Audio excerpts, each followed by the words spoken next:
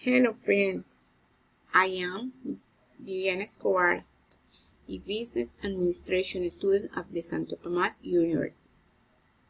Do you know the importance of quality management with the organization? For me, it was all the important. When implemented properly, it is possible to increase the economic support of the company, the quality of the product, and the satisfaction of the client with the product or service that we offer. For this reason, through a quality management system, we have a tool to be able to write that operation, product, and service of one or several areas the company with the aim of identifying improvement and making intelligent decisions. And what do you think? Thank you for attention.